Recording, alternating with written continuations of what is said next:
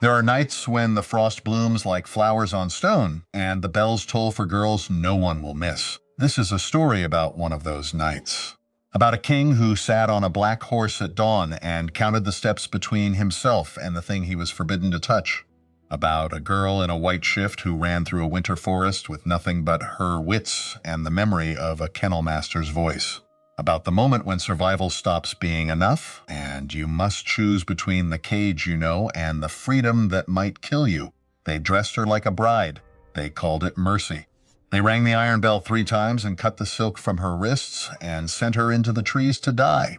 What they did not know, what no one in that stone courtyard could have known, was that 6 years ago, she had saved a dying wolf with her own small hands, and the wolf had not forgotten. They thought he had come for a sacrifice. They thought the white shift they had dressed her in was a shroud. They thought the iron bell that tolled at dawn was tolling for a half-mad kennel girl no one would miss.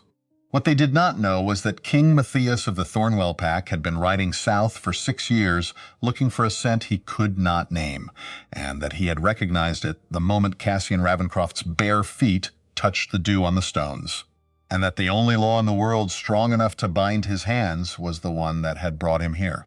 He sat very still on his horse, watched her walk between the rows of nobles, did not blink his warriors ranged behind him in their gray cloaks. Mistook the stillness for hunger. It was not hunger. It was a man counting the steps between himself and the girl he was forbidden to touch until sundown, and praying to gods he had stopped believing in that she remembered how to run. Cassian did not look at him. She looked at the bell tower, the black banner snapping above the gate. At her stepmother, Lady Isolde's gloved hands folded in pious satisfaction on the dais. She looked at everything except the king, because she had been told that to meet a Thornwell's eye was to invite the bite, and because she had spent 6 years learning that survival meant keeping your gaze low and your breath quiet. The shift they had dressed her in was thin enough that the wind moved through it like a hand.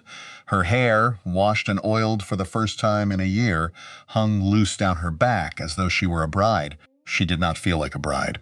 She felt like a deer at the edge of a field, ears tuned for the snap of a twig. A small voice in her head said, "Count the trees. Count the trees and find the wind." The voice that had kept her alive in the kennels through 6 winters of being called dangerous and broken and worse. The chamberlain read the offering aloud in the old tongue, his voice high and trembling. And Isolde smiled. The small, careful smile of a woman whose plans were settling into place like stones in a wall. Cassian did not understand the old tongue. She understood the smile. She had understood that smile since she was 11 years old. On the night her father had clutched at his throat at the long table, and Isolde had reached calmly for her wine cup, as though nothing were happening, as though Cassian were not standing in the doorway with her mouth open. Hands full of wildflowers she had picked to put on his pillow. She had screamed that night. They had called it a fit. They had called her dangerous. They had moved her down to the kennels because Isolde said gently to anyone who would listen, "The poor child is calmer with animals." And the animals do not mind her unfortunate moods. The animals had not minded her. That was true. The warhounds, great brindled brutes bred to track rogue wolves through ice and bramble, had loved her, with the uncomplicated devotion of creatures who knew when a hand was kind. They had also loved the wounded young wolf she had hidden beneath the straw on the night her father died, the one she had fed scraps and clean water and the heel of a stolen loaf for 9 nights running until he could stand on all 4 legs again, and slip out under the kennel wall before dawn. She had never told anyone. She had been 11 and grieving and half feral with shock, and the wolf had been the only living thing in the world that had looked at her without flinching. She had not even known he was a shifter. She had thought he was just a wolf. She thought of him now, walking between the rows of nobles with her hands tied loosely at the wrists with a length of white silk. That was meant to be cut at the forest's edge as part of the ritual. She thought of him because she was about to be released into a forest full of wolves, and the only kindness she had ever shown any of their kind was a child's kindness, 6 years old, forgotten by everyone who had survived it. She did not know that the wolf had not forgotten. She did not know that the wolf was the man on the black horse at the gate. Matthias watched her come, felt the bond he had not let himself name go taut in his chest. Like a wire pulled to the edge of breaking, his inner wolf, who'd been silent and surly for most of the ride south, was suddenly very awake and very loud. And what it was saying in the low, certain voice it used only for things that mattered was, ours, ours, ours. And you always knew, you had been riding for her since you could walk again. Matthias closed his eyes for one breath, opened them.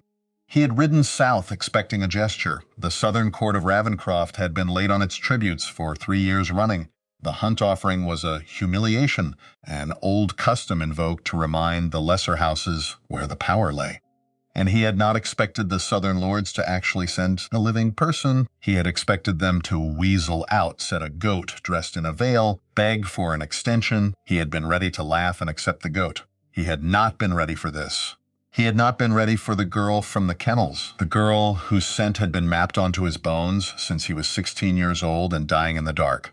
The girl who had pressed her small, dirty palm against his muzzle and whispered, "Shh, you're safe." I won't tell, while the household tore itself apart above them over the master's body. The chamberlain finished reading. The silk at her wrists was cut. The bell tolled a second time. By the law of the hunt, which was older than any of the kingdoms standing here today, the offering had now been given. The king of Thornwell, host of the ritual, was bound to the starting line until sundown. He could not enter the forest. He could not call his warriors back. He could not even speak to the offering once the silk was cut, because the law forbade any communication that might guide her, advantage her, or warn her. He could only watch. The 4 warriors who had ridden down with him dismounted, stripped to the waist, rolled their shoulders, grinned at one another the way young men do when they think they're about to do something glorious to clan. Jasper, Ash, Briar, they did not know. They did not know what he knew. They saw a girl in a white shift, barefoot rice pink from the silk. Eyes lowered, they saw an easy hunt and a story to tell. Matthias wanted to kill them. He wanted to kill them so badly his hands shook on the reins, and his inner wolf was a low rolling growl behind his teeth. And the only thing keeping him on the horse was the knowledge that if he moved, if he so much as dismounted, he would break the law that was the one and only thing protecting her, because the rest of the law, the part the southern court did not know, the part Isolde and her clever, poisonous certainty had never bothered to learn, was this: the prey who survived until sundown was declared chosen by the forest, untouchable, unmarriageable against her will, beyond the reach of any house, any contract, any father, any stepmother ever again. If Cassian lived until the sun touched the western ridge, no one in any kingdom under the old laws could ever own her, or sell her, or silence her again, including him, especially him. He had to let her run. He had to let his warriors hunt her. He had to sit on this horse and listen to the woods all day, and trust that the girl who had hidden him under straw at 11 years old knew how to outrun wolves at 17.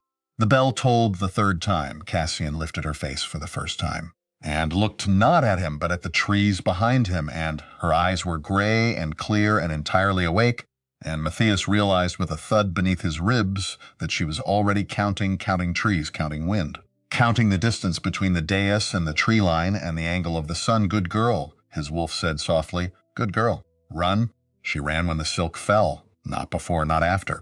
The instant the white silk slipped past her wrist and pulled at her ankles, she was already in motion, low and quick, angling not toward the obvious gap in the tree line, but toward a denser bramble patch to its left.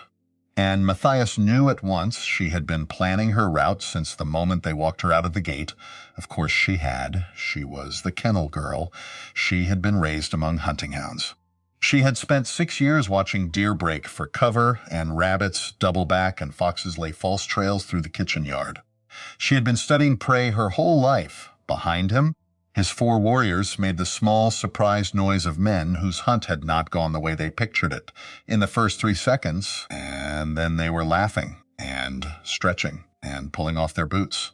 And Matthias wanted to put his fist through each of their throats. The rules of the hunt allowed them 5 minutes grace, 5 minutes for the prey to put distance between themselves and the line, then the warriors could enter the wood. Then they could shift, or not shift by their preference. Then the day belonged to whoever was faster. 5 minutes. Matthias counted them in his teeth. He counted by the swing of the bell rope, which was still trembling from the third toll. He counted by the shape of his own breath. He did not look at the southern court on the dais, because he was afraid of what his face would do. He stared at the dark line of the trees where she had vanished, and he made himself sit, and his wolf paced inside him like a thing in a cage. Cassian ran. The bramble tore her shift along the calf almost at once, and she did not stop. She did not feel the cold. The cold was a courtesy she could not afford. The forest closed over her like a held breath, and she was inside it. And the inside of the forest was not the white and silver theater the courtyard had been. The inside of the forest was loam and pine and the iron tang of old water and 100 small green smells she could not name. And somewhere far off, a single magpie clattering its alarm. She ran along the bramble until she found the deer track she had been looking for. She had not seen this forest before in her life, but every forest had a deer track, and every deer track went to water. And water meant rocks, and rocks meant scent breaks. She had learned this from Master Gareth, Old Gareth, before he died of the lung sickness, and Isolde replaced him with a man who slept off his ale by noon. Master Gareth had taught her how a hound thinks. "Tell me how a hound thinks, child," he used to say, polishing the long lead leashes by the fire, and you'll never lose anything, hound or quarry, that doesn't want to be found. She had been 9 years old. She remembered every word. She thought of him now as she ran, his big knuckled hands, his patient smoke-roughened voice.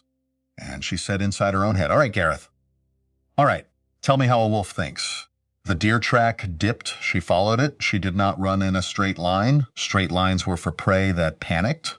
She ran in long curving arcs, doubling once at a fallen birch, and then again at a stand of holly, laying her scent thick in one direction, and then her body in another. She kicked through a patch of wild garlic on purpose, hard enough to crush the leaves, because she remembered the hounds in the kennel sneezing and shaking their heads when the cook brought green garlic in from the garden. Maybe wolves were not hounds. Maybe they were not bothered by green garlic at all. But she had nothing else. And any scent confusion was better than none. The forest sloped. She let it. She angled south of the slope toward the sound of running water that her ears had picked up 2 minutes back. And when she reached the stream, she did not cross it. She stepped into it instead and walked upstream against the current for as long as her legs would hold her. The water was so cold it stopped meaning anything after the first step. She felt her toes go from pain to numb to gone. She kept walking. Behind her, very far behind her now, a long howl rose from the forest edge and was answered by another and another. The 5 minutes were up. They were coming. She did not stop. She found a flat stone slab where the stream turned, and she stepped out onto it, water streaming from her shift, and she did not let her foot touch the leaf litter at the edge. She jumped from stone to stone like a child in a game until she could swing herself onto a low oak branch and pull her wet, scraped, bleeding body up off the ground entirely. She climbed until the branch she was standing on was no thicker than her wrist, and her breath was tearing at her lungs. And then she lay down along the branch, on her stomach, cheek against the bark, arms wrapped around the wood like a lover, and she made herself stop panting, slow it. She told her own ribs, slow it. Hounds find the breath before they find the body. She had no idea if wolves did the same. She had to gamble. From this branch 20 feet up, she could see a long way through the bare crowns. She could see, very small in the distance, the line of stones that marked the forest's edge. She could see the days. She could see, even from here, the king on his black horse, still sitting where she had left him. She could not see his face, but the way he sat, motionless, hands flat on his thighs. Head lifted toward the trees made her think suddenly. And with no reason at all of a great hound on a leash, tracking a sound only it could hear, she thought, "Why isn't he hunting me?" She thought, "Why is he just sitting there?" She did not have time to think more.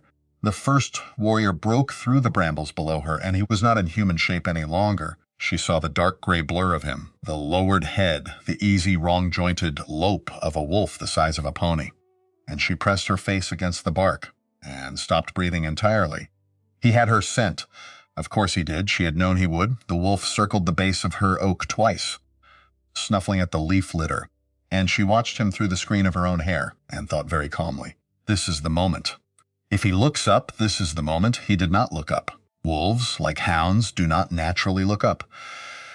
They are made for the ground. The world they read is the world at nose height. Raster Gareth had told her that too. A treed quarry is a saved quarry, child, until the dogs learn better. And most never do, the wolf below her snorted. Shook his head as if the wild garlic had finally caught up with him and trotted off downstream, following the false scent she had laid through the crushed leaves. She did not move. She did not move for what felt like an hour, and was probably 2 minutes. Then very slowly she shifted her weight along the branch until she could see in the other direction, and she began to plan the next move. The forest was thicker to the north. The slope rose to a ridge, crowned with old standing stones she had glimpsed from the dais. Standing stones meant high ground. High ground meant sight lines.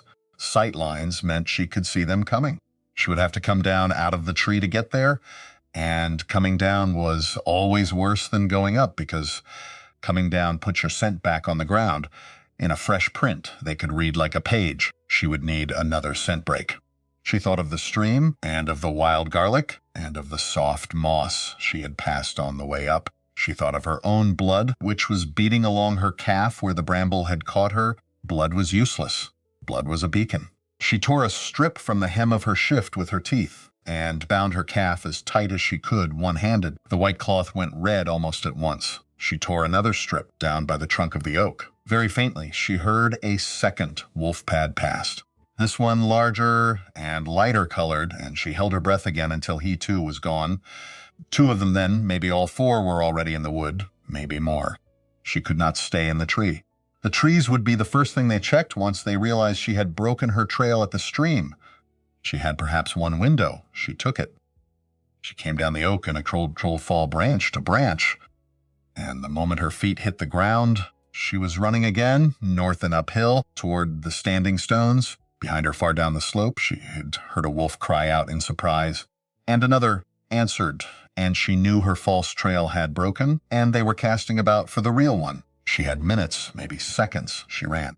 Down at the line, Matthias sat on his horse and listened. The southern court had begun to disperse, the way crowds disperse when the spectacle is over. And the consequence is somebody else's. Lady Isolde had been the last to go, lingering long enough to catch his eye. With a small, triumphant smile, the kind of smile a woman gives when she has placed a bet she is sure she has already won. Matthias had not returned the smile.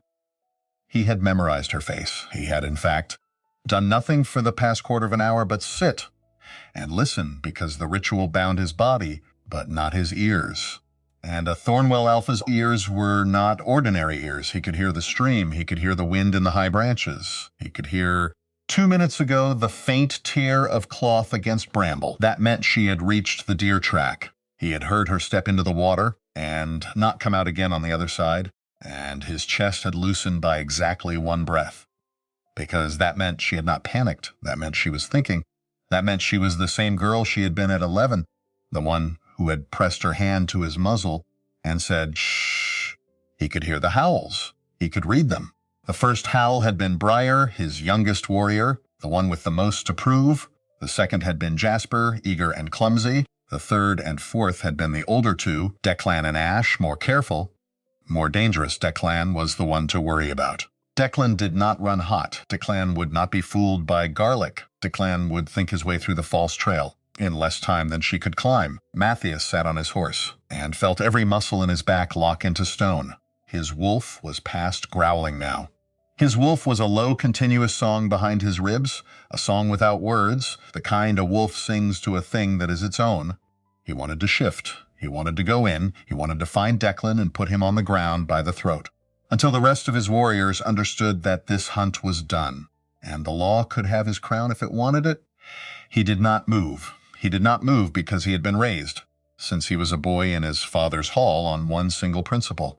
The law that protects everyone protects no one if a king can break it for love. If he stepped off the line, he saved her today. If he sat on the line, he saved her forever, untouchable, unmarriageable against her will, beyond Isolde's reach. Beyond his own reach, beyond any reach, he sat, and his hands stayed flat on his thighs, and he listened to her run. A small page boy in southern livery, perhaps 8 years old, had crept up to the line of stones at his horse's feet. Thrown the way small things are drawn to large, still ones, the boy was holding a wooden carving, a clumsy little wolf. The kind a child whittles with a borrowed knife. He stared up at Matthias with enormous, unafraid eyes. The wolf is supposed to win, the boy said, very quietly, as if confiding. That's how the song goes. My Nan sings it. The wolf is supposed to win. Matthias looked down at him. He was not allowed to speak about the hunt. He was allowed to speak about a song. The wolf wins, he said, low and rough, in the voice he had not used out loud since dawn, but not the way you think. The boy thought about that. Nodded slowly, the way children nod when they have decided to keep a secret for a stranger. Then he held the carving up. For luck, the boy said, and tucked it into the top of Matthias's boot, and ran off toward the kitchens before any adult could scold him for it. Matthias did not move his foot. He did not look down at the carving, but his hand, where it rested on his thigh, opened and closed once, very slowly, like a man remembering how to breathe. Up on the ridge, Cassian reached the standing stones and almost wept. They were taller than she had thought from the dais, 3 of them, lichen-furred, leaning toward each other like old women, sharing a secret. Between them the ground was beaten flat. And at their feet, the wind moved differently, in a slow circling way that smelled of nothing. Old places, Master Gareth had said once, holding a hound back from a barrow. Old places eat scent. Don't ask me how, child, but they do. She did not ask how. She walked into the circle of the stones and felt at once that the air there was older than the air outside it, and her own pulse, which had been hammering, slowed by 1 full beat. She crouched against the largest stone, put her back to it, and made herself look. From here, she could see down the long slope she had climbed, and across to the dais, and back into the tangle of forest she had crossed. She saw a flicker of gray moving along the stream. Declan, she saw. Further off, a smaller, darker shape angling up the slope toward her. Jasper, she guessed. The young one, the eager one, the one most likely to make a mistake. She took stock. Her shift was torn, soaked at the hem, sticking to her thighs where the cold had numbed them. Her calf was bleeding through the bandage. Her hands were scraped from the oak. She was barefoot, weaponless, and at least 4 hours from sundown. She had no food, no fire. No second skin to throw them off her trail. What she had was the ridge. She had the standing stones, which apparently ate scent. She had a steep slope below her, and a steeper one behind. She had wind that moved in circles. She had her brain. She had Master Gareth, dead these 3 years, telling her in his patient, smoke-rue voice that there were 2 ways to lose a hound. Outrun it, which no one could, or outthink it, which a child could, if the child was patient. She set herself to be patient. She watched Jasper come up the slope. He was running on 4 legs, but loose, sloppy, casting his nose left and right. He had not yet found the real trail. He was guessing. She let him come. When he was perhaps 30 yards below the ridge, still uncertain, she stood up from behind the stone and waved. Yes, she waved. She lifted her arm and made a wide, slow motion, as if she were calling a dog in from a field, and his head came up at once. Because movement up high catches a wolf's eye, and he saw her, and he committed. He came up the slope in a straight, charging line, exactly what she needed. She turned and ran, not back into the circle of the stones, but along the ridge to the east, where she had seen, 2 minutes earlier, the lip of an old slate slide. The slope there was nearly vertical for 15 feet, a tumble of loose gray shale, and below it, the ground was thick with bracken. She had no plan past this point. She had only the slope. She reached the lip and threw herself down it sideways, half running, half sliding, riding the shale like a board, and behind her she heard Jasper hit the top of the ridge at full charge and not stop in time. He went over the edge. He did not slide. He fell. She heard the wet animal sound of him hitting the bracken hard and the shorter, sharper sound of something in him breaking, and then a long, thin whine that meant pain, but not death. She did not look back.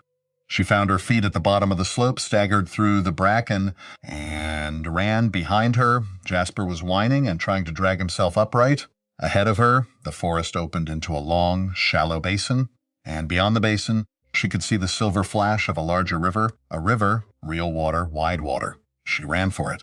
Down at the line, Matthias heard the whine and went very still. He knew that voice. Jasper, hurt, not dead. Off the hunt, one down, he let his eyes close for half a breath. His wolf laughed inside him, a short, pleased huff. Smart girl, his wolf said.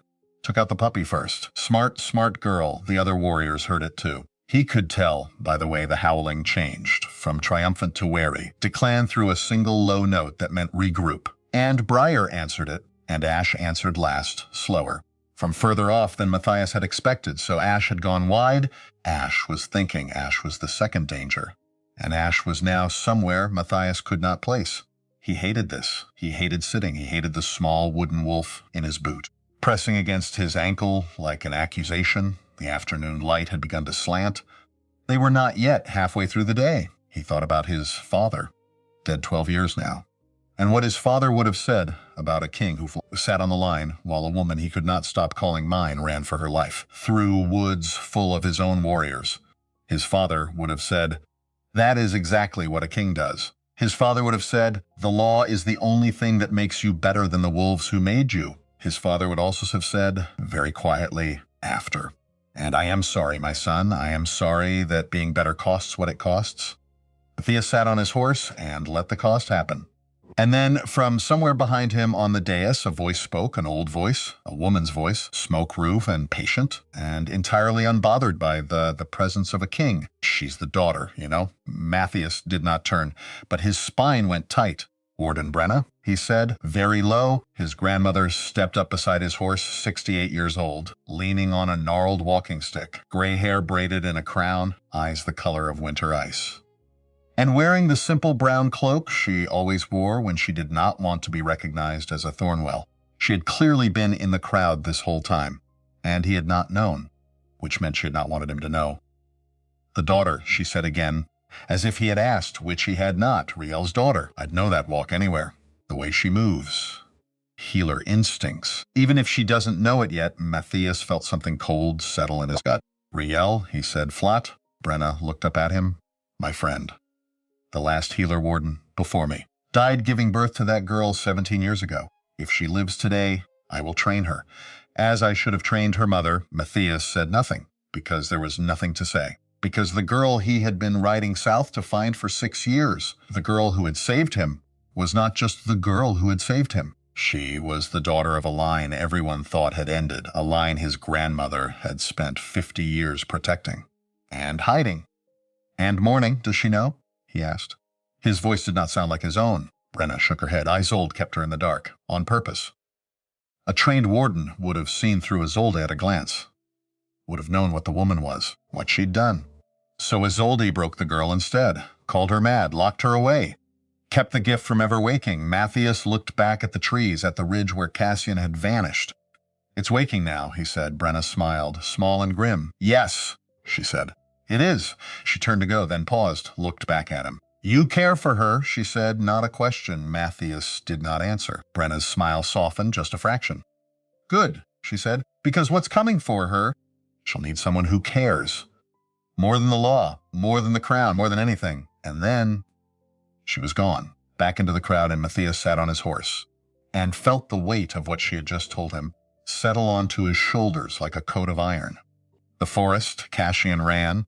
She reached the river, waded into her waist before the current took her, and she let it. She let the river carry her 200 yards downstream while she kicked toward the far bank. And when her feet finally caught on stones again, she crawled out, shaking, and sat on the gravel for 10 ragged breaths, because her body simply would not run any further until she let it have those breaths. She looked at the sky. The sun was past its peak, maybe 2 hours of light left, maybe less. She got up, she kept moving. Behind her, somewhere upstream, she heard Declan's howl take on a new pitch. The pitch of a wolf who has lost the trail entirely and is angry about it. She allowed herself, for 1 second, a small grim grin, then she ran on. The light began to thin. It was the kind of thinning that promises an end without yet delivering it. The long gray gold hour before sundown, when the air goes soft and the shadows go long, and a frightened animal believes for a moment that it might live. Cassian did not let herself believe it. Master Gareth had warned her about that too. The hour before dusk, child, is when the prey relaxes. That is, when the smart hounds catch them. Don't relax. Don't relax until your back is to a wall and the lamp is lit. She did not relax. She moved through the lower forest at a steady half jog, keeping to the wettest ground she could find, leaving as little of herself behind as possible. She had stopped bleeding at the calf. Her feet were so cold she could not feel where the cuts ended and the soles began. Her shift was rags. Her hair had come loose entirely and was full of leaves and burrs. And somewhere along the river, She had lost the silver pin Isolde had set in it that morning, a pin that had cost more than Cassian had ever held in her hand. She found that she did not care about the pin. She did not care about Isolde. She did not. She realized with a small, clear, inward shock, even care about being clean. She cared about the line of stones at the forest's edge, and the bell that would ring at sundown, and the question of whether she would be on the right side of those stones when it did. She thought, with a kind of bitter humor that surprised her, that if she lived through this, she would never again be afraid of a chamberlain. She pushed on, 2 down by her count. She had not seen Briar for over an hour, but she had heard him cross her trail twice and lose it both times. And the second time he had howled with a frustration so personal it almost made her feel sorry for him. Declan was the one she had not pinned. Declan was somewhere ahead of her, or beside her, or above her, and she did not know which. And that was the problem with Declan Ashe. She had pinned. Ashe had gone wide. Ashe had cut north along the river to head her off at the narrow ford, and she had seen him from a stand of alders, slim and pale and silent, moving like a thought across the bank. And she had immediately turned south instead. Ashe was still hunting her. He just was not where he thought she was. That left Declan the light thinned further. The sky above the canopy went from gold to honey, to the deep peach that meant the sun was almost touching the western ridge. She could not see the ridge from down here, but she could feel it, the way one feels the cooling of a forge. She had, perhaps, a quarter of an hour. She had to get back to the line. The line was south and east of where she now stood, and between her and it was a thicket of thorn and a long open meadow that she had been avoiding all day because it offered no cover. She would have to cross the meadow. There was no other route that brought her back to the stones in time. She crouched at the edge of the meadow and looked across it. It was perhaps 100 yards of open grass, gold in the slanting light, with a single oak in the middle that had been struck by lightning some years past and stood as a black, charred finger beyond it, the dark line of the trees that she had run out of this morning. Beyond those, the dais. She did not see Declan.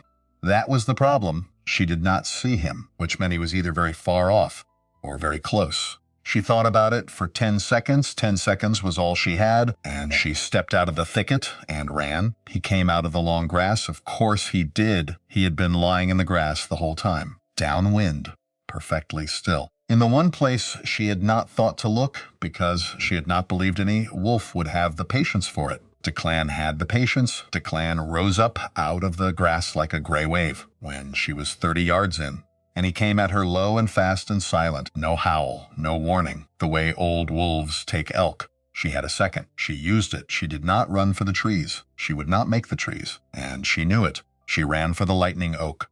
She reached it half a stride before he reached her, and she did the only thing left to do, which was throw herself behind the trunk, put her back against the charred wood, and grab the only weapon the meadow had given her, a long, splintered branch the lightning had broken off and left lying in the grass at the oak's foot. It was almost as tall as she was, jagged at one end where the wood had torn. She came up from the ground with it in both hands, like a spear. Declan skidded around the trunk, jaws wide, and ran himself onto it. Not all the way. She did not have the strength for that. But the splintered end caught him in the soft place under the jaw, and his own momentum drove the wood 3 inches into him.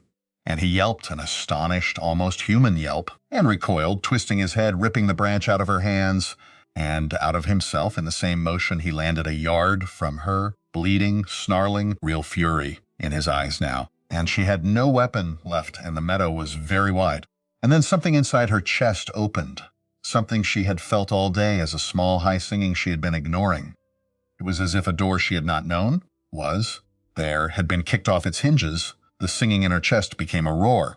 Heat moved up her arms in a fast rushing line. Not the burn of a fire, but the warm pour of sunlight through window glass, and her hands, her scraped, mud-streaked, bleeding hands, flooded with a soft white gold light. That was not flame, and not lamplight, and not anything she had ever seen before. She had time to think, this is what they meant. Then Declan lunged again, and she lifted her hands without knowing why. And the light went out of her in a wave, and it hit him not like fire, but like a great soft palm. And he was knocked backwards across the meadow and rolled twice and came up shaking his head, ears flat, a stunned, wounded look in his eyes. And he did not come at her again. He turned. He ran. He ran in a straight line away from her, low to the ground, and his howl as he ran was not a hunting howl. It was a howl of I yield. It was a howl every wolf in the forest understood, and Matthias. On his horse a quarter-mile away heard it, and felt his whole body go loose for the first time since dawn. Cassian stood in the meadow, light still pouring from her palms, and looked down at her own hands as if they belonged to someone else. The light was already fading. She could feel it draining out of her like water through a sieve. And her knees were trying to give. She did not let them. Not yet, not here, not in the open where anything could see. She walked. She walked the rest of the meadow on legs that were not entirely her own. And she walked into the trees. And she walked the long path between the trees that led back to the line of stones. And somewhere behind her in the gathering dusk, a fourth howl rose. Ash this time, also yielding, also withdrawing. And Briars followed a moment later, smaller, shamefaced, and there was no wolf at all in the woods now between her and the line. And she walked, and she walked, and the bell at the edge of the forest began to toll.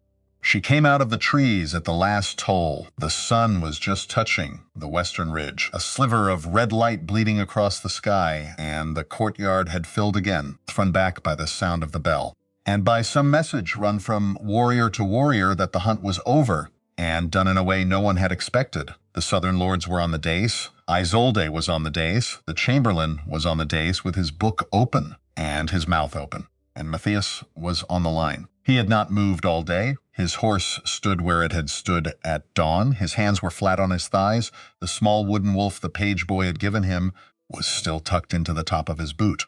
He saw her come out of the trees, and his whole face did not change, which was for him an expression so violent that Declan, who had limped back to the line 10 minutes earlier, and was sitting in human shape with a strip of cloth pressed to his throat, looked at his king once, and then looked very firmly at the ground. Cassian stepped over the line of stones. There was no sound in the courtyard at all. Then the bell tolled the final time, marking sundown, and the chamberlain, in a voice that wavered like a candle, read out the old words, the words that meant the offering had not been taken, the words that meant the forest had chosen, the words that meant she stood now under a protection older than any house in any kingdom. Isolde's face went the color of skimmed milk. Cassian looked at her stepmother across the long stretch of stones. For the first time since dawn, she did not smile. She did not have to. Isolde's hand had gone to her own throat, as if she could feel a noose tightening there, and perhaps she could, because the chamberlain was still reading. And the words he was reading in the old tongue were words Isolde had heard in her cradle, and ignored as relics, and he was getting to the part about the forest chosen being beyond the contracts and dispositions of any household, including those of guardians, including those of stepmothers. And Isolde was beginning very slowly to understand that she had not just lost a sacrificial pawn, she had lost her hold. Cassian looked away from her. She looked at Matthias. He had dismounted finally. Now that the law allowed it, he stood at the line of stones with his hands open at his sides, and his head lowered slightly. And she realized with a strange swimming feeling in her ribs that he was not approaching her. He was waiting for her to approach him, if she chose. He did not assume. He stood there, the Alpha King of Thornwell, the man whose name had been used to frighten her since she was a child, and he waited for a barefoot kennel girl to decide whether to walk over. She walked over. She did not know why. She walked because her legs would carry her 10 more steps, and no further. And because the only solid thing in her field of vision was him, she crossed the space between the stones and the horse, and when she got close enough, she saw that his eyes were not the eyes she had expected. They were not yellow. They were gray, like winter water, and they were wet. He did not touch her. He did not reach for her. He said very quietly, in a voice that was rougher than the one she had imagined him having, "You laid garlic." She blinked at him. "The least clever among my warriors got a noseful of it and lost you for an hour." That was good. She felt something in her face want to laugh, which was absurd because she had nearly died 9 times today, and was standing in front of the man people called the Beast of Thornwell, and he was complimenting her fieldcraft. The laugh did not come out as a laugh. It came out as a single dry sound that might have been a sob. He saw it, and his hand twitched at his side, and he did not lift it. "May I?" he said. She did not understand what he was asking. He clarified, "May I put my coat on you?" Your shift is wet, and you are shaking, and I will not touch you without your word." She stared at him. He stared back. Behind him, somewhere on the dais, Isolde was making a noise of protest that was being efficiently silenced by other nobles, who had finally understood what the Chamberlain had read aloud. The world was very quiet around the question he had asked. Cassian said, "Yes." He took off his coat, the long black wool one with the silver clasps, and he set it around her shoulders without his fingers ever brushing her skin. And the coat was so warm from his body that she made a small, involuntary sound against it. Then he said, also quietly, "I have a thing to tell you." "But not here." She nodded. She did not have words. He turned to his warriors and said, in a voice that was suddenly the king's voice and not the man's, "We ride at dawn." All four of them flinched. Declan, his throat bandaged, lifted his head and met his king's eyes and said, "My king?" "We dishonored." Matthias looked at him for a long moment. "You hunted as you were sworn to hunt," he said. "You hunted well. You lost. Be glad you lost." Declan, who was perhaps not a fool after all, bowed his head. Then Matthias turned back to Cassian and said, "The offering is fulfilled. The forest is chosen. By every law I am sworn to, you are now free of every claim ever made on you, including..." He added, with a small, grim look toward the dacehers. Cassian did not look at Isolde. She did not need to. She said, "Where will I go?" Matthias was silent for a beat. He said, "Anywhere you wish, including," he said more carefully, "north, with my pack, as a guest, under my hand until you decide. No claim, no bond, a roof, a room, a door that locks from your side. The choice is wholly yours." She thought about it. The thinking took her perhaps 4 breaths. Then she said, "Yes." North, he closed his eyes for 1 breath, only 1, and when he opened them, he said, "Thank you." The journey north began at dawn, but Cassian did not remember much of the first day or the second, because somewhere between the courtyard and the wagon that had been prepared for her, her body had finally decided it was done. And she had collapsed into Matthias's arms like a puppet with its strings cut. She woke 3 days later in a bed that was not hers, in a room that smelled of herbs and wood smoke, and a woman with brown hair and quick hands was sitting beside her. Checking her pulse. "There you are," the woman said. Her voice was brisk. No nonsense. The kind of voice that did not allow for argument. "I'm Willa, healer, Matthias's cousin. You've been out for 72 hours. Drink this." She held a cup to Cassian's lips. Cassian drank. It tasted like dirt and mint and something bitter underneath. She made a face. Willa smiled. "I know. It's terrible. Drink it anyway." Cassian finished the cup and lay back against the pillows, which were softer than anything she had slept on in 6 years. "Where am I?" she asked. Her voice came out like gravel. "Still 5 days south of Thornwell," Willa said. "We're moving slow because you need rest. Matthias has been." She paused. "Concerned? Where is he?" "Riding ahead. Keeping distance. Because he's not an idiot and knows that the last thing you need right now is a king hovering over you like a worried hound." Willa stood, smoothed the blanket. "But he'll want to know you're awake. I'll send word." You rest, and she was gone. Cassian lay in the bed and looked at the ceiling of the wagon, which was painted stars. Constellations. Someone had taken the time to paint the inside of a traveling wagon with stars. She thought about that. And then she thought about the way Matthias had looked at her when she came out of the trees. And then she thought about the light that had poured from her hands, and then she stopped thinking. Because thinking was too much.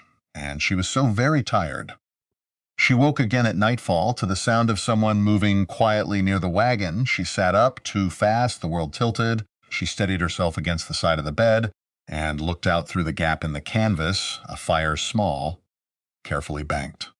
And sitting beside it, with his back to a tree and a whetstone in his hand, was Matthias sharpening a knife, very slowly, very methodically, as though he had been doing it for hours and had nothing better to do. Cassian watched him. For longer than she meant to. There was something hypnotic about the way he moved, the slow drag of the blade across the stone, the careful attention, the way his shoulders were set. Not tense, but not relaxed either, as though he were holding himself very still on purpose. He looked up as if he had felt her watching. Their eyes met across the fire. He set down the knife, stood, came to the wagon, stopped a few feet awake. He said, "Yes." Willa said, "You drank the tea?" "Yes." Good, a pause. He looked like he wanted to say something else, and did not know how. Cassian said, "Thank you." He frowned. "For what?" "For the coat. For the wagon." "For?" She gestured vaguely at the space around her. "All of this," Matthias shook his head. "You owe me no thanks. You survived. That's what matters. Another pause, longer this time. Then he said, "There's something I need to tell you about what happened in the meadow. About the light." Cassian felt her stomach tighten. I don't know what that was," she said. Matthias said, "I do." And then he told her about her mother, Riel, who had been a healer warden, the last of a line that stretched back 1,000 years. To the women who had stood against corrupted magic in the northern forests and healed what others broke and paid for it with their lives. He told her that Riel had exhausted herself the week before Cassian was born, healing a village stricken with plague, alone, without help, because the other wardens were dead or in hiding, and she had gone anyway, because that was what healer wardens did, and she had died giving birth, not because childbirth was dangerous, but because she had nothing left. He told her that Isolde was Rielle's younger sister, and that Isolde had begged Rielle, as children, to share the gift, to teach her, to give her the light. And Rielle had said she could not, because the gift was born. Not taught, not given, not earned, and Isolde had smiled and said she understood. And then Rielle had married Lord Ravencroft, and had a daughter who carried the gift in her blood, and Isolde's smile had turned to something else. "She kept you in the kennels," Matthias said. "Not because you were mad, but because she was afraid. Afraid that if you were trained, you would see her for what she was. Afraid that you would become what your mother had been. Powerful, loved, everything she was not." Cassian sat very still, processing. Her mother, a healer warden, Isolde, her aunt, not just her stepmother, her aunt, who had hated her, not for what she had done, but for what she was born to be. "How do you know all this?" she asked. Her voice was barely a whisper. Matthias said, "My grandmother told me. Warden Brenna, she was your mother's friend, the only other warden left alive. She recognized you the moment you stepped into the courtyard, by the way you moved. Said you had your mother's walk." Cassian felt something crack open inside her chest. Not pain, not exactly. "Something older than pain, my mother," she said, and could not finish the sentence. Matthias nodded. "Brenna wants to meet you. When you're ready. She has things to tell you." "Things your mother left behind?" Cassian looked down at her hands, at the palms that had glowed gold in the meadow. "What am I?" she asked. Matthias said, "You're the last of a line we thought ended 17 years ago. He paused, then added, very quietly, "And you're the girl who saved my life when I was 16. Cassian looked up at him, sharply. "What?" He met her eyes, and for the first time since she had met him, he looked uncertain. "The wolf in your kennel," he said. 6 years ago, that was me." They reached Thornwell 8 days later.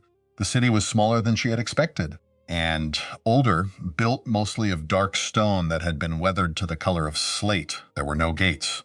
There were standing stones at the road, the way her ridge had had standing stones, and the air around the stones moved in the same slow circling way. She understood, as the wagon rolled past them, that the city was protected, the way her ridge had protected her, and that this had been quietly true all her life, and she had just not known it. She was given a room. The room had a door that locked from her side. It had a window that opened onto a small courtyard where an old yew tree grew out of a cleft of stones.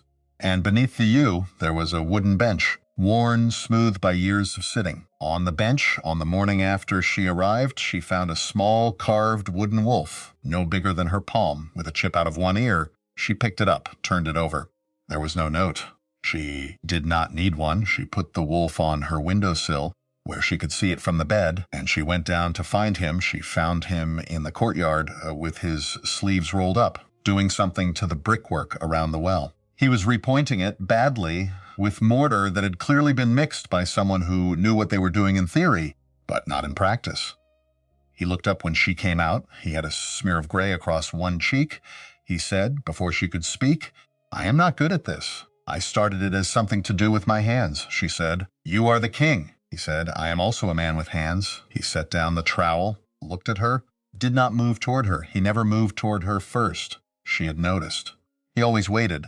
She walked across the courtyard and stopped a foot away from him and looked up. He was very tall. She had not let herself notice how tall before. She said, "The wolf on the bench," he said. "I carved one a year. Starting the year I turned 16. I didn't always know who they were for. There are 6 others. Penn at your courtyard had one. Willa has one. The one on your windowsill is the 7th. She said, "Why 7? He said, "Because I started carving them when I was 16. recovering from silver in a cave 100 miles north of your house. And I have not stopped, she thought about that. She lifted her hands slowly and put her fingers against the smear of mortar on his cheek and brushed it away. He went absolutely still under her hand, eyes closed. She felt his pulse jump under his jaw, where her thumb was. He said hoarsely, Cassian, Cassian. He had not used her name before. He had said offering and forest chosen and you. And she had not realized until this moment that he had been holding her name in his mouth for 8 days. And not letting it out, she felt her own breath catch. She said, you can say it. He opened his eyes. He said, Cassian. He said it as if it were a word he had been afraid to break. The weeks that followed were quiet, quieter than anything she had known in 6 years. She had a room, a door that locked, a window that looked out on a yew tree, and a bench where she could sit in the mornings and watch the light change. Willa brought her clothes, real clothes, not rags, not cast-offs, dresses in soft greens and grays, a cloak lined with fur, boots that fit, and on the 3rd day, a comb. Cassian had wept over the comb, for reasons she could not explain. And Willa had sat with her and said nothing, and let her cry. On the 5th day, Warden Brenna came. She was an old woman, 68, with gray hair braided in a crown and eyes the color of winter ice, and a walking stick she did not seem to need. But carried anyway, she looked at Cassian for a long moment, then said, You have your mother's eyes, Cassian said. I never knew her, Brenna said. I know. Sit with me. I will tell you. And she did. She told Cassian about Riel. Ho had been kind and fierce and reckless with her own life when it came to helping others who had known she was dying in those last hours, and chose Cassian anyway. She loved you before you were born, Brenna said. Talked to you, sang to you, told you stories. Cassian could not speak. Brenna reached into her cloak and pulled out a small leather-bound book, her journal, she said. I kept it for you. For when you were ready, Cassian took it with shaking hands, opened it. The first entry was dated 18 years ago. In a slanted, careful hand, today I healed a child no physician could save. The light took so much from me. But her mother's smile fed me for a week. The last entry was dated the day before she died. If you are reading this, little bird, know. The gift asks everything. Give it willingly. That is how you survive. Cassian closed the book and held it against her chest. And Brenna said gently, she would be proud of you. What you did in that meadow. Protecting yourself, that was her gift. Used the way it was meant to be used. I don't know how to control it, Cassian said. Brenna smiled. That's why I'm here. The training began the next day in the courtyard under the yew tree. Brenna did not start with the light. She started with breathing. Before we touch power, she said, we heal the heart.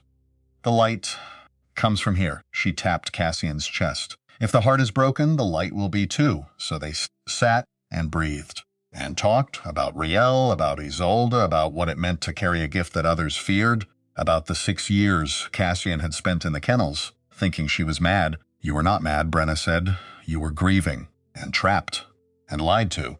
That is not madness. That is survival, Cassian said. I screamed. Brenna said, because your father was murdered in front of you. And the woman who did it blamed you. A child would scream. An adult would scream. You were 11. You did exactly what you should have done. It took 3 weeks before Cassian could sit under the yew tree and not cry, before she could talk about her father without her throat closing, before she could think about Isolde without rage. And then, on the 22nd day, Brenna said, now, let's see the light. It came easier the second time. Cassian held out her hands, thought about the meadow, about Declan lunging, about the heat rushing up her arms, and the light bloomed, soft, gold. Filling her palms like water, Brenna smiled. Good. Now hold it. Don't push. Don't pull. Pull. Just hold. Cassian held for 10 breaths, 20, 30, until her arms began to shake. And then Brenna said, let go. And the light faded. That, Brenna said, is control, not force, not panic. Control. Over the next month, Cassian learned to call the light without fear, to hold it without draining herself, to use it to close small wounds, a scrape on a child's knee, a dog's torn pad, a bird's broken wing. And every evening, she would sit on the bench under the yew tree, and Matthias would come and sit beside her, and they would talk about small things, the weather, the city, the wolves that lived in the northern forests. And sometimes they would not talk at all, and that was good too. On the 43rd day, a letter arrived from the southern capital, sealed with the tribunal's mark. Matthias brought it to her himself. You don't have to read it, he said. Not if you're not ready. She took it, broke the seal. Ride, Lady Isolde Ashford had been found guilty of the murder of Lord Ravenscroft, of prolonged slander and false imprisonment of his daughter, of conspiracy with 2 minor southern lords, for the assassination of King Matthias 6 years prior, and of attempted murder by means of the hunt offering. The sentence was exile. Cassian looked up. Exile, she said. Not execution, Matthias said. The tribunal asked for your input. You sent a letter. Recommending mercy, she blinked. I did. He handed her a second piece of paper in her own handwriting, which she did not remember writing, but must have, because there it was. I ask that Lady Isolde be shown mercy, not because she deserves it, but because killing her will not bring back my father, will not heal what she broke. I choose to break the cycle. She stared at the letter, then at Matthias. Did I write this? He said. You did. 3 weeks ago. You were not entirely awake at the time. Brenna had given you tea for the nightmares. You sat up, asked for paper, wrote this, and went back to sleep. She laughed. It came out sharp, almost hysterical. I don't remember, he said. Brenna said the heart remembers what the mind forgets. She set the letter down and thought about Isolde on a ship sailing away from everything she had ever known, alone, exiled, alive. But broken. Good, she said, and meant it. Winter came, and with it, the first snow. Cassian had never seen snow like this. Soft and thick and covering everything in white. She stood at her window and watched it fall. And Matthias came up behind her, careful not to touch, but close enough that she could feel his warmth. First snow, he said. She said, I've never seen it like this, he said. In the south, it's different. Wetter, heavier. Here.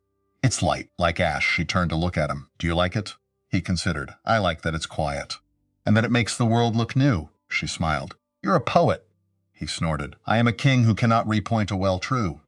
They stood in silence. Then he said, very quietly, May I take you somewhere? He took her to the hall. The great hall at the center of Thornwell, where the pack gathered, where the fires burned, where the stories were told. It was full, not with nobles, but with people, farmers, blacksmiths, weavers' children running between the tables.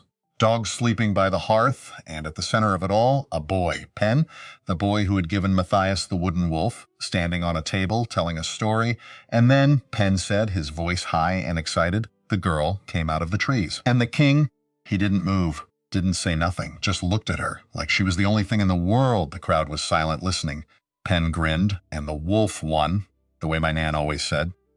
But not by killing. By choosing, the hall erupted in cheers. And Cassian, standing at the edge in Matthias' too large cloak, felt something loosen in her chest. A knot she had not known was there. Matthias leaned down, whispered in her ear, That's you. That's the story they're telling. She looked up at him.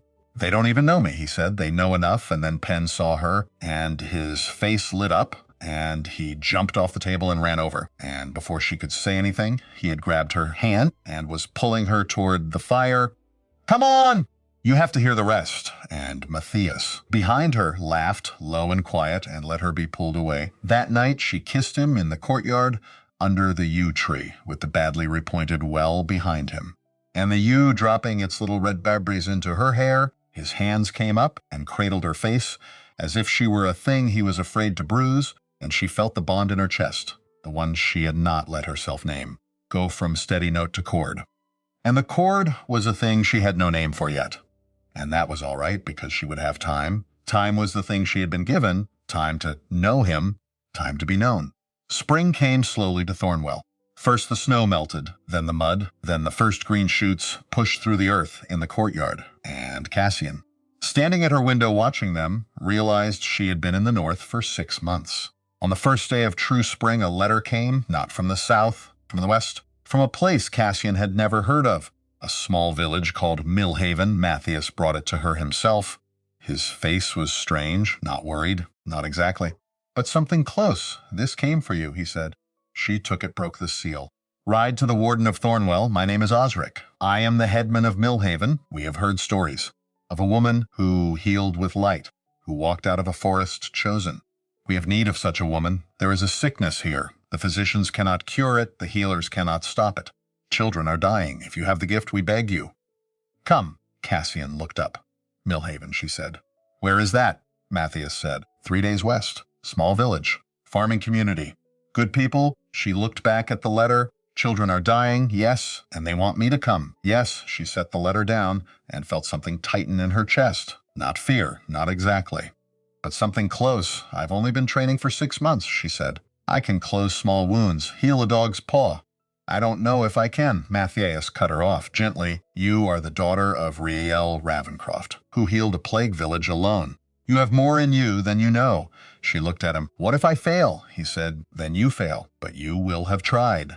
That is more than most ever do. She thought about it for a long moment. Then she said, I want Brenna to come with me. He nodded. I will ask her and you. He blinked. Me? Yes. He looked at her, and something in his face softened. I would go to the ends of the earth with you, Cassian Ravencroft. Millhaven is barely a start. They left 2 days later. Cassian, Matthias, Brenna, and Willa, who had insisted on coming. You'll need a healer who knows medicine, she had said. In case the light isn't enough, they reached Millhaven on the 3rd day. It was smaller than Cassian had expected. Maybe 50 houses, a single street, a well at the center, and at the far end, a small stone building that might have been a meeting hall. The village was quiet. No children playing in the street, no voices calling from the houses. Just silence and the smell of sickness. Sweet and rotting, a man came to meet them. Old gray-haired, stooped Warden Brenna, he said. His voice was hoarse. Brenna dismounted. Osric? It has been a long time, he nodded. 20 years. Since you came for the fever that took my wife? He looked at Cassian. And this is the daughter, Brenna said. Cassian Ravencroft. Riel's child. Osric's eyes filled. Riel. I remember her. She came here once, when I was a boy. Healed my sister of a lung sickness. Wouldn't take payment. Just asked for a loaf of bread and a place to sleep. He looked at Cassian. You have her eyes. Cassian did not know what to say to that, so she said nothing. Osric gestured toward the stone building. The sick are in there. 12 children, ranging from 4 to 14. Started 2 weeks ago. Fever, cough, then the rash, then he swallowed. 2 have died already. The smell hit her first, not just sickness, but fear and grief and something else underneath, something old and wrong. The children were lying on pallets, 12 of them. As Osric had said, some crying, some silent, some shaking with fever, and all of them covered in a rash that looked like burns. Cassian knelt beside the nearest child, a girl, maybe 6, with dark hair plastered to her forehead with sweat. Hello, Cassian said softly. The girl did not respond or daunt. Her eyes were half open. Unfocused, Willa knelt beside her, checked her pulse, her breathing, the rash on her arms. This is not a wasting sickness, Willa said quietly. This is poisoning. Brenna looked up sharply. What kind? Willa pointed to the rash. See the pattern? Like fingertips? That's contact poisoning. Something they touched or ate. She looked around the room at the other children. All of them, Osric said. All of them played in the old mill 2 weeks ago. The mill has been abandoned for years. We tell the children not to go near it. But children do not listen. Brenna stood. Show me the mill. The mill was at the edge of the village, built of stone, half collapsed with a wheel that had not turned in decades. And inside, the floor was covered in black mold and broken crates and shattered glass. Brenna knelt, picked up a piece of glass, sniffed it. Her face went pale. Nightshade extract, concentrated. Someone was making poison here years ago. And the children played here, touched the glass, breathed the spores from the mold. And now they are dying, Cassian said. Can the light heal poison? Brenna looked at her. I don't know, Riel never tried. But you are not Riel. And this is not her path. It is yours. They went back to the stone building, and Cassian knelt beside the girl with the dark hair, and put her hands on the child's fevered forehead, and closed her eyes, and called the light. It came, slowly at first, then faster, filling her palms, warm gold. She let it pour into the child, and felt the poison like black threads running through the girl's veins, tangled, choking, killing. She reached for the threads with the light and began to pull. It was like pulling thorns. Each one hurt, each one resisted, but she pulled anyway, one by one, until the black threads began to loosen and the light began to spread, and the girl's breathing eased. Cassian opened her eyes. The girl was sleeping, really sleeping, not the half-conscious fever sleep, but deep and peaceful. And the rash on her arms was fading. Willa checked her pulse. Stronger, she said. Fever's breaking. She looked at Cassian. It's working. Cassian looked at the other 11 children and felt something settle in her chest. Not confidence, not exactly, but something close. Then let's keep going, she said. It took 3 days of kneeling beside pallets, of calling the light, of pulling black threads from small bodies, of collapsing into bed at night so exhausted she could barely speak. But on the third day, all 12 children were sitting up, eating, talking, laughing, and the rash was gone. Osric wept. He knelt in front of Cassian and tried to kiss her hand. She pulled it away. "Don't," she said. "Please don't." He looked up at her. Tears streaming. "You saved them. You saved all of them," she said. "I did what my mother would have done. That's all." He shook his head. "No, you did what you chose to do. That is more. They stayed one more day to make sure the children were truly well, and to burn the mill so that no other child would play there and be poisoned. And on the morning of the 5th day, as they were preparing to leave, a woman approached. Young, maybe 20, with a baby in her arms. "Warden," she said, her voice shaking. "My daughter. She was not in the mill, but she has been sick since birth. The physician say she will not live past her first year." "Can you?" Cassian looked at the baby, small, pale, breathing too fast. She looked at Brenna. Brenna said quietly, "Birth defects are not the same as poison. The light may not work," Cassian said. "May I try?" The woman handed her the baby, and Cassian held the tiny thing in her arms and called the light and let it pour into the child. And she saw not black threads, but something else, a valve in the heart, not quite closed, not quite open, letting blood go where it should not. She reached for it with the light and very, very carefully nudged it into place. The baby gasped once, and then her breathing slowed, deepened, and her color began to improve. Cassian handed her back to her mother. "Keep her warm. Feed her often." "She will be all right now," the woman sobbed, and clutched the baby to her chest. Cassian felt her arms shake, her vision blur. She had pushed too far this time. Willa caught her before she fell. "Easy," Willa said. "Easy." "You've done enough." They rode back to Thornwell in silence. Cassian was too tired to speak, too tired to think. She had saved 13 children, 13. And she did not know how to hold that, did not know how to carry it. On the second night, Matthias found her sitting by the fire, staring into the flames. He sat beside her, did not speak, just sat. After a long while, she said, "My mother did this all the time," he said. "Yes, how did she bear it? I don't know. But I know she had help. She had Brenna. She had your father. She was not alone." Cassian looked at him. "Am I alone?" He said no, and took her hand and held it. And they sat like that until the fire burned down to embers. Summer came, and with it more letters from villages across the north, asking for the Warden, asking for Cassian. She did not go to all of them. Some Brenna handled, some Willa handled with medicine. But the ones that needed the light, Cassian went. And Matthias went with her every time. And slowly over the months, the people began to call her by a name, not Warden, not Riel, his daughter, but Cassian the Lightbringer. She hated it. It felt too grand, too heavy, too much like something she had not earned. But Brenna said, "Names are not earned. They are given by the people who see you. And they see you, child, whether you want them to or not." And then in late summer, a different letter came, not from a village, not from a farmer, from the southern capital, from the tribunal. Matthias brought it to her in the courtyard, where she was sitting under the yew tree, watching the light move through the leaves. "This is for you," he said. His voice was strange. She took it, broke the seal. "Ride, Lady Isolde Ashford is dead. She succumbed to fever on the 18th day of the 7th month. In her final hours, she requested that a message be sent to Cassian Ravencroft.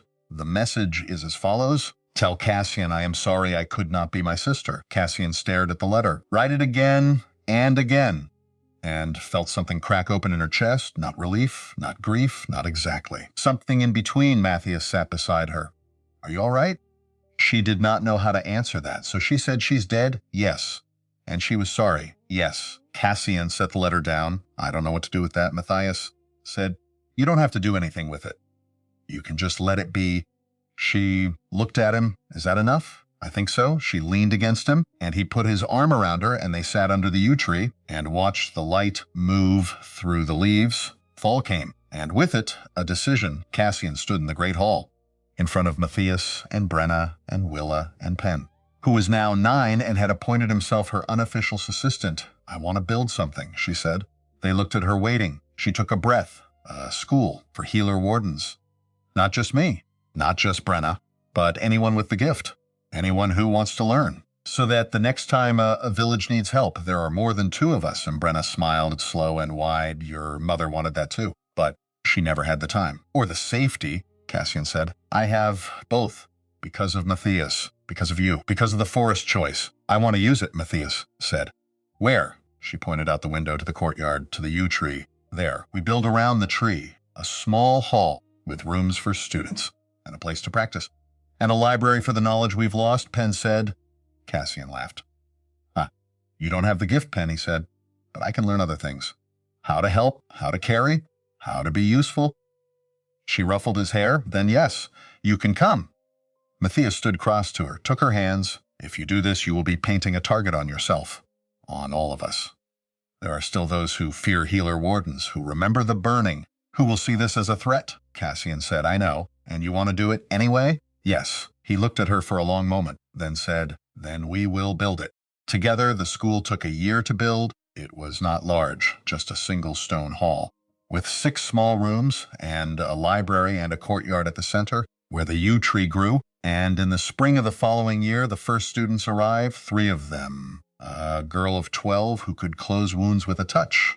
A boy of 15 who could sense sickness before it showed. And a woman of 40 who had hidden her gift her whole life and wanted to learn to use it. Cassian taught them what Brenna had taught her.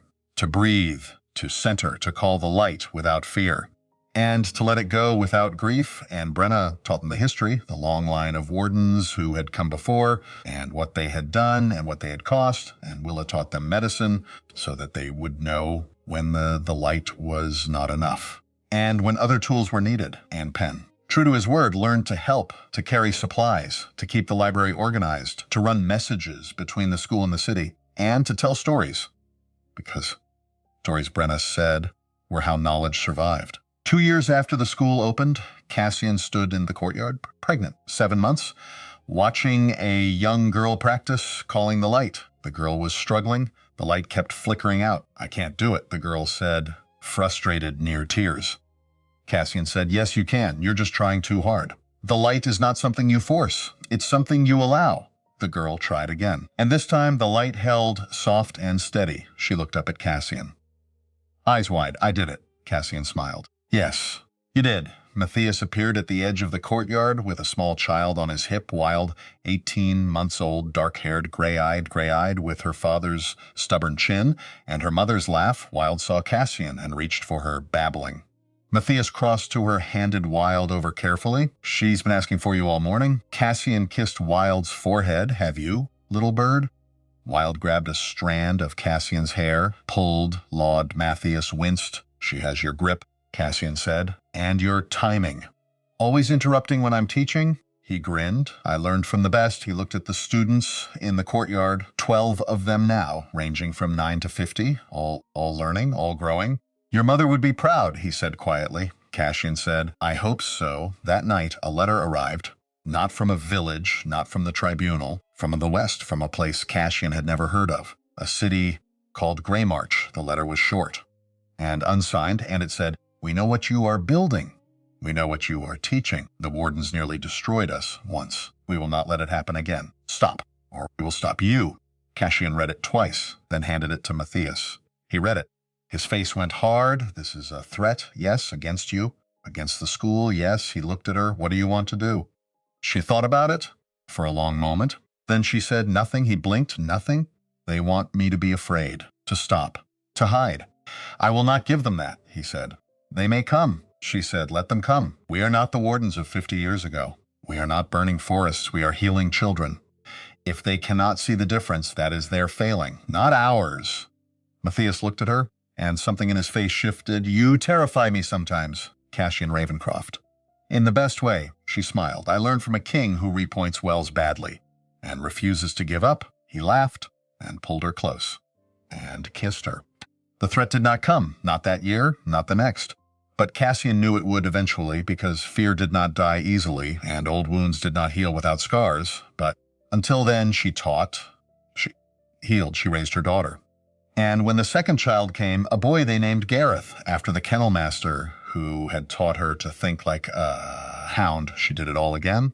And on the quiet days when the students were practicing and the children were napping and the world was still, she would sit under the yew tree with Matthias beside her and the wooden wolf on the bench between them, and she would think about her mother And she would think about Isolde and the woman she could have been and the cycle that had been broken. Not with vengeance, not with violence, but with mercy and choice. And the slow, patient work of building something new. One evening, Wild, now 3, climbed into Cassian's lap and pointed at the scar on Cassian's calf. Where the bramble had caught her on the day of the hunt? What's that, Mama? Cassian looked at the scar, faint now, but still there. That's from the day I ran through the bullets hole, she said.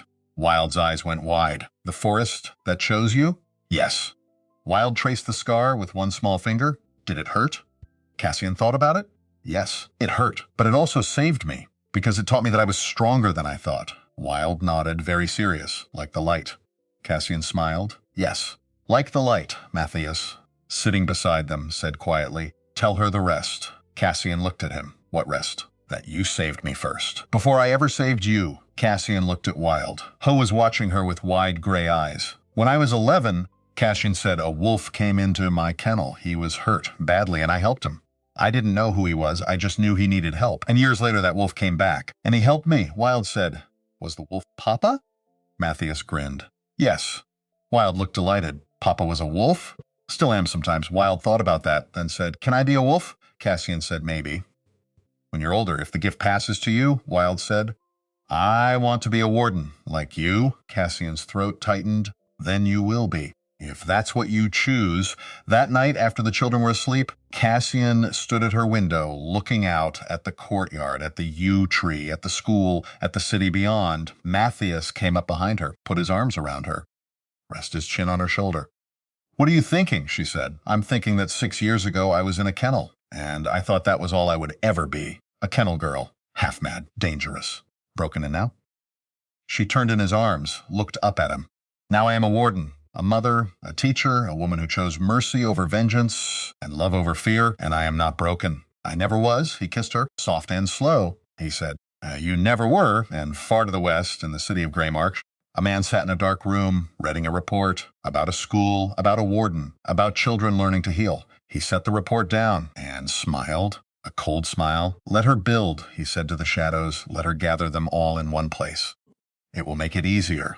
When the time comes. But in Thornwell, under the yew tree, Cassian did not know about the man in the dark room. She only knew that the light in her hands was steady, that the students were learning, that her children were safe, and that the man beside her had ridden 6 years looking for a scent he could not name, and found it. That night, when the stars came out, Cassian sat on the bench under the yew, with Matthias on one side, and Wild on the other, and Gareth asleep in her arms. And the wooden wolf on the bench beside them, Matthias said. The wolf won, Cassian said. Yes, but not the way anyone thought. No, not the way anyone thought. Wild said sleepily. Tell me the story again, Mama, Cassian said. Which story? The one about the girl and the wolf. And the forest that chose her. Cassian looked at Matthias. He smiled. She began. Once there was a girl who lived in a kennel, and she was told she was dangerous and broken and mad. But she was none of those things. She was only afraid. And alone, and waiting for someone to see her, and Wild listened, and Gareth slept, and Matthias held Cassian's hand, and the yew tree dropped its red berries into the night, and the stars turned overhead. And somewhere, far to the west, the man in the dark room made his plans, but here, in this moment, under this tree, in this city, built on old stones and older promises, there was only peace, and a girl who had run through a forest, and lived, and chose to build something that would outlast her.